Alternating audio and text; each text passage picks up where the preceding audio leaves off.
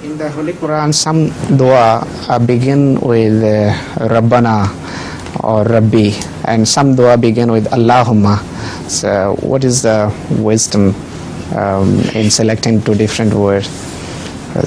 As far as the Rabb, the word Rabb is concerned, that is more personalized.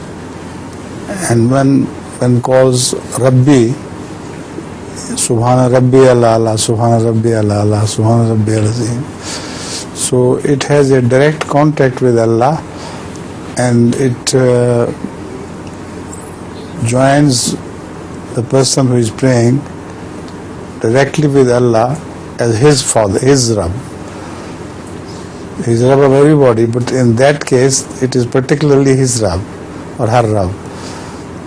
Allahumma is a generalized address. Oh my Allah.